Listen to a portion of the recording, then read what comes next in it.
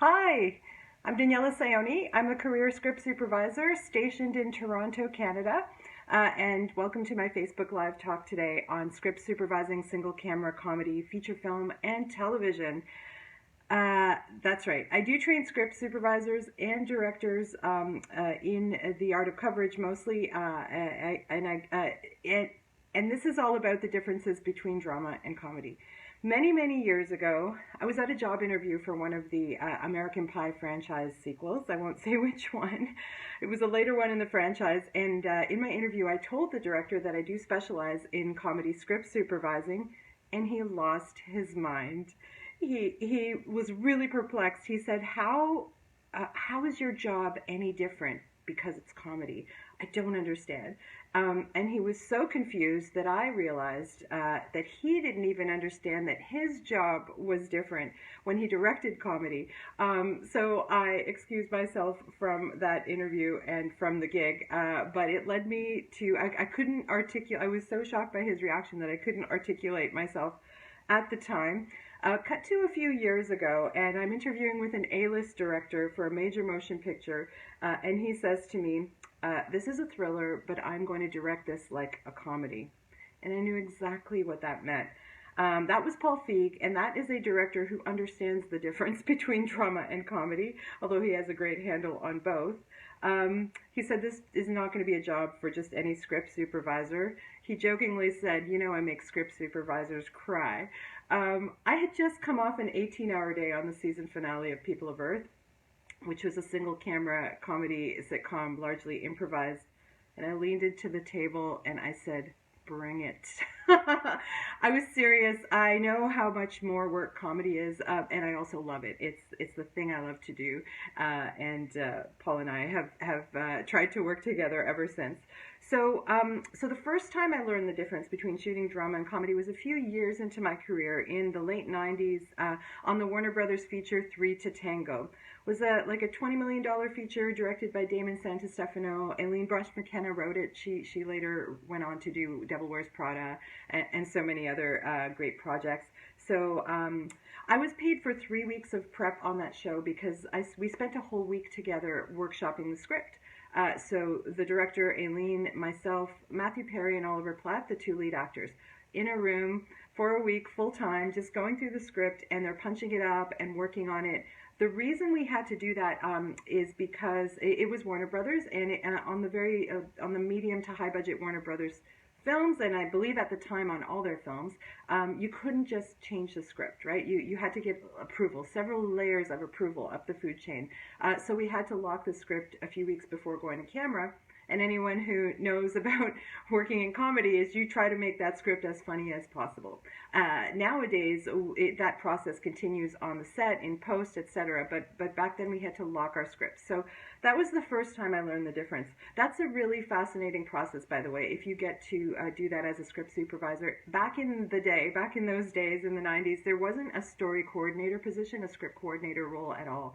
So we did take on a lot of their responsibilities. So I was at that script workshopping process I was writing down their movements because we actually had the sets built and they were rehearsing on set. And the director asked me to record their movements so that on the day I could just remind everybody where they stood, where they sat, etc. But I was recording as well all their jokes, all the punch-up jokes for consideration of Aileen so that she could do a final, pass on the script, and then they could send it off to Warner Brothers for approval. So that was the first time I got an inkling that comedy was going to be different. And by the way, if you're in on rehearsals as a script supervisor, all kinds of other things would come up that were related to props. Like Matthew would say, I want to be playing Nintendo hockey here. You forward that information onto the team, the ADs, the props people, of course, because they have to get clearance. You're just sort of an extra layer of communication for the crew. Why did I just do that? I don't know. Then my next big lesson in comedy, script supervising, came on My Big Fat Greek Wedding, the original My Big Fat Greek Wedding. That one was a much lower budget indie film that we shot in 30 days. So if you remember that movie, we had a lot of cast. We had a lot of people in every scene, sometimes 10 or more people in every scene. So what do you do as a script supervisor? By the way, we had no playback, no video playback, right? Low budget film. I was amazed we even had monitors for both cameras, to be frank. But it is really a trade test when you have no playback, 2 monitors, 10 to 12 cast in almost every scene.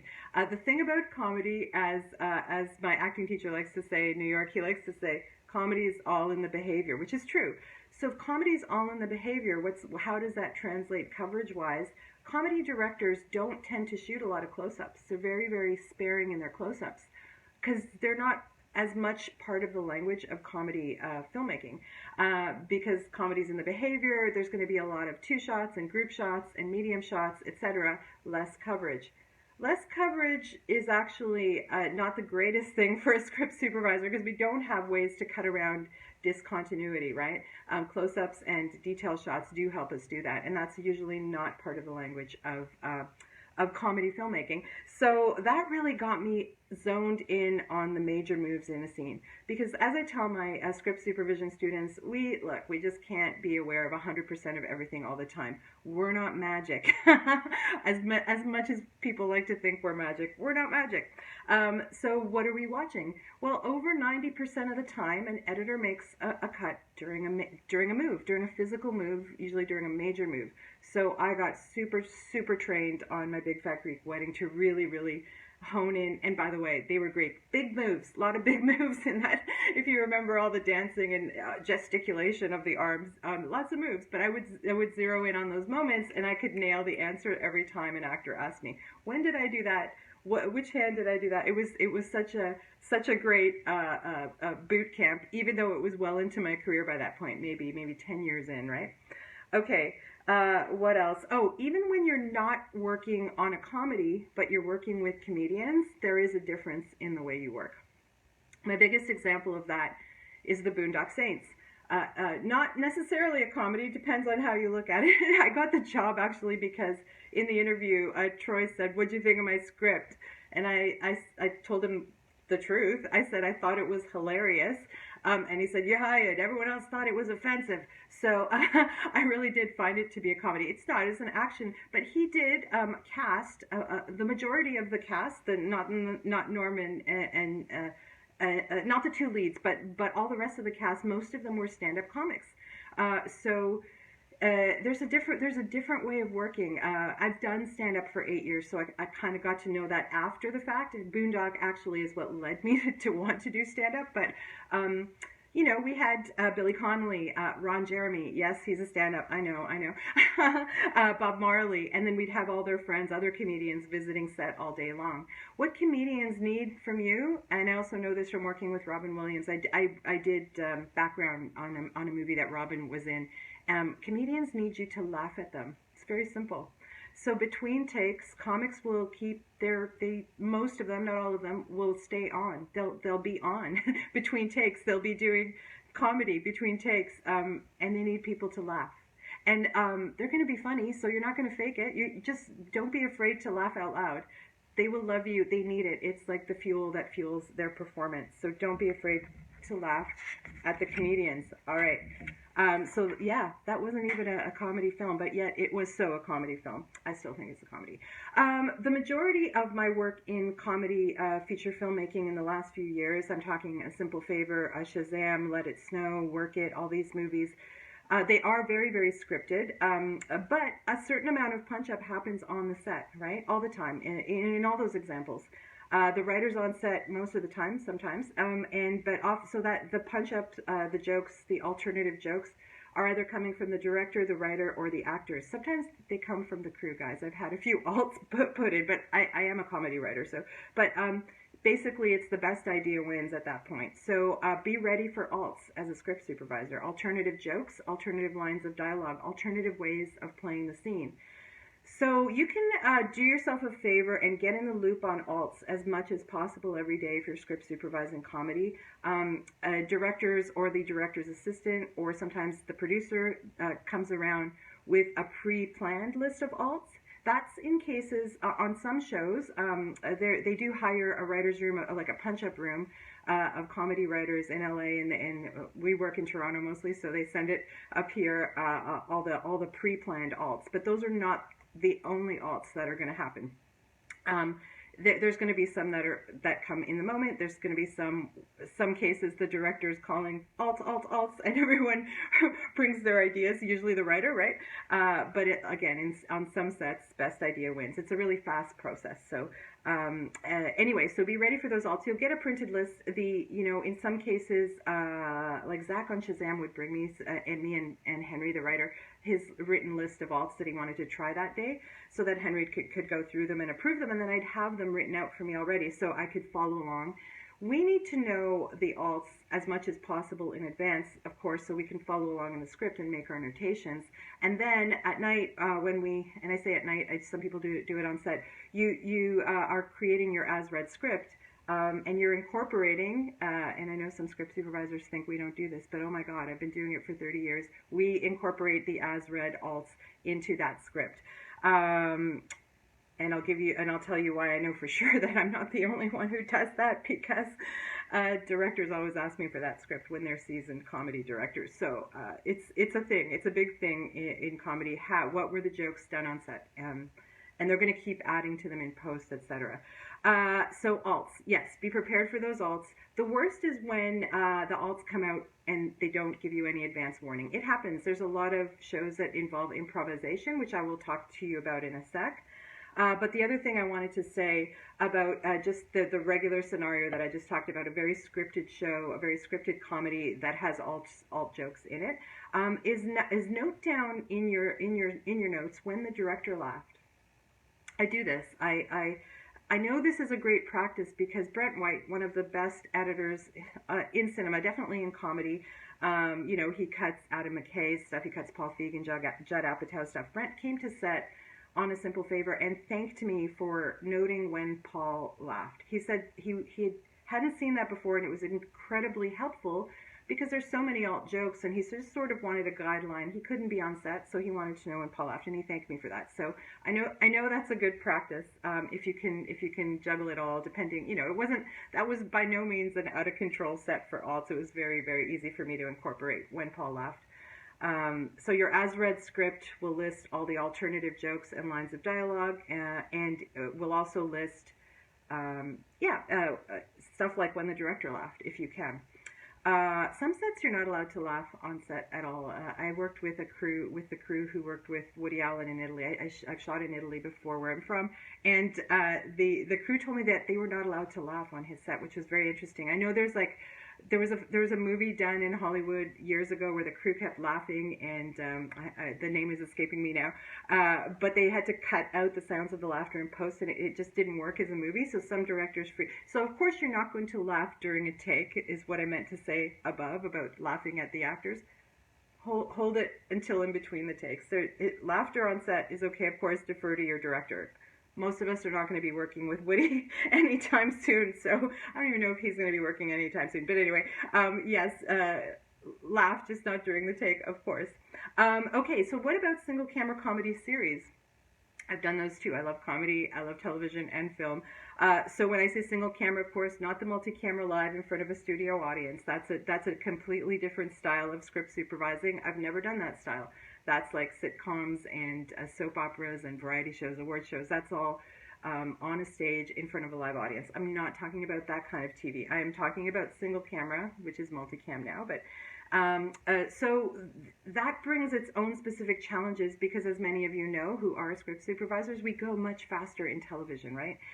So we're covering, in a movie we might be doing 2 to maybe 7 pages on a hard day, and in TV it's like 7 to 11 pages sometimes. So that's a lot, and there's often, as with People of Earth, we had 9 master improvisers who worked on SNL and The Office, just a huge behemoth comedy cast, right, of improvisers. So of course in their contracts they were so Charlotte asked, what does an alt script look like? I will post a picture under this. Can you email me at mondocinema@gmail.com? I will send you a written description of what that means. It's just like your regular as read script. It's just like the script you hand into the editors. It just has all the options of you're literally typing it in or writing it in by hand, depending on the level of speed. In TV, I used to write it in by hand, but unless you're on a show that has so many. In feature film, I type it into Final Draft at the while they're lighting. I'm typing in all the alts into Final Draft. It looks just like a regular script, but all the jokes are in brackets. I know some of you use Scripty, and if you use Scripty, there's a place on the side to type in the alts, right? Great. And Michaela would also like, okay, great. I'll email you guys. I'll show you, I'll give you an example of what it looks like. Not to be published on the internet, please, but it's just for your eyes only. So great. So, where was I? Oh yes. So single camera sitcom. Before I tell you about People of Earth, I want to tell you about an interview I had for a show that will go unnamed. It was meant to be largely improvised. And in the interview, he wasn't even a new director. He had already done a series that was a sketch-based series, and he was coming to Toronto to do a comedy half hour. And in the interview, he said, "Oh yes, we're going to be improvising a lot. We've got great improvisers." And I said, "Great. Will you be cross-shooting?" And he said, "Oh no, no, no, no." And I looked at him. And I said, "Will there be playback?" And he said, "Oh no, we can't afford playback."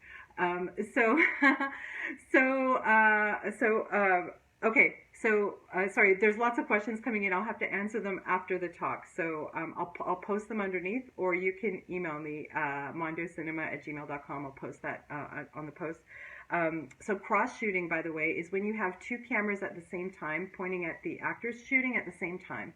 So cross-shooting, what that allows for is smooth edits, because, in improv, they're not only going to change the way they say a sentence, the way they phrase an idea, or if not do a completely different line, they may also change when they stand, when they sit, which, as those of you who do script know, can be a continuity nightmare, right? So cross-shooting is discouraged by DOPs because not everyone can light. It's much harder to light that way. It's especially when you're trying to do beauty shooting and making people look really, really awesome. It's hard to do cross shooting, but it's an essential tool of comedy. Judd Apatow uses it. Paul Feig uses it.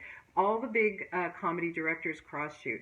And in television, it's even more essential because we have less time. Even if we did have playback, so I said to this director showrunner, if you don't have playback, you understand it's going to be next to impossible. If they phrase something, I'd have to go back and listen to how they phrased it so that the answer would make sense on the other side. And I could do that on sound, but that's very time consuming. We could even do that with playback, but it's very time consuming. So I don't understand why you're not cross-shooting. And he's like, "Oh, no, our DOP doesn't want it." I didn't take that job. In fact, I don't even think he wanted to hire me. I was questioning him too much. But the guy who got the job told me that by day 3 of the series, day 3, not episode 3, they were cross-shooting. So I wasn't crazy. Cross-shooting is the thing that's going to save you, right? So if you're working with a first-time director, just have that conversation with them early on, and then decide if they're not cross-shooting, if this is a show that you'll take, because it's a lot of work. It's already a lot of work just to write the dialogue changes and include the alt jokes and remind actors what they said on the other side or in the master. It's a lot of work in and of itself. Never mind having to deal with physical discontinuities and it's so much work. So that's just a heads up about TV and how it can go awry if there's no cross shooting. And by the way, Paul cross-shoots in feature films as well. There's many interviews you can see of him and of Judd where they talk about the necessity to cross-shoot in comedy. Okay, so what else? So yes, in People of Earth, so we had comedy behemoths directing that as well. I worked with Greg Daniels, who created and ran The Office. He was our showrunner on People of Earth, and the moment we wrapped his episode on People of Earth, he turned to me and said, "Okay, I need your alt script right away. I need your script with all the alts right away," which is hilarious. So ever since then, and so when I wrapped with Paul, which was the show right after that, I just gave him the alt script, and he said, "You're the best," because I understood how much more important that. Normally we give that script to the editors just so they can cut, and we still give it to the editors. But when it's a comedy director and you have a show with alts, you give it to the director, they will love you. It just helps them sort of conceive the flow of the scene, because it could go in so many directions depending on the improvs and the alt lines. So to summarize everything I've been saying, filmmaking is hard, comedy is harder, and it's an extra layer of challenge in your role as a script supervisor. Don't rely on coverage to get you out of a jam, because in comedy, it's not like we can say, hey, can we get a close-up or an insert or a cutaway to help us cut around this particular issue. We just got to be on our game, watching out for those cutting points. I mean, we can still ask ask the director to help themselves get out of a jam with coverage, but it's not as likely in really fast television and in comedy that doesn't use close-ups as part of the language of the filmmaking. Laugh out loud at the comics, just not during the take. Be prepared for alts. Be prepared for an avalanche of alts in some cases. The as-read script is going to need more detail. What were the alt jokes? When did the director laugh? If a director's new, advise them to cross-shoot. If not, ask for playback and warn that it could just be a bit more time-consuming than usual to look at the playback, but it's a helpful tool, of course. And finally, call uncle when you need it. There was a point on People of Earth where it got so much for me. It got to be so much. Even me, with a lifetime of script supervision for comedy, could not keep up. And I turned to the on-set showrunner, the writer-showrunner, and said, can I please get some help? And so he brought the script coordinator down from upstairs, and the script coordinator was with me writing in all the alt jokes as well, which was great. We were tag teaming. It actually worked out great. So don't be afraid to ask for help. This is sort of a superhuman thing you're going to come across at times, depending on the level of improvisation involved. That's all I wanted to say today. I see that there are a number of questions, and they scroll through pretty fast. So I'm going to look at them after I get off live. And by the way, if you are interested in training as a script supervisor or a director, I have my program is coming up in June and July. It's all online. Email me at mondocinema@gmail.com and I'll send you the information. We have people in LA. We have people in Florida, Vancouver, and the UK in this cohort, which is awesome. Very excited, very excited. Anyway, mondocinema@gmail.com, whether you have questions about what I've said today, whether you want to register for my classes, or you just want to say hi, script supervisor to script supervisor. Thank you for tuning in. How long have I been talking? Not bad, 25 minutes. I'm getting better at getting shorter. Bye.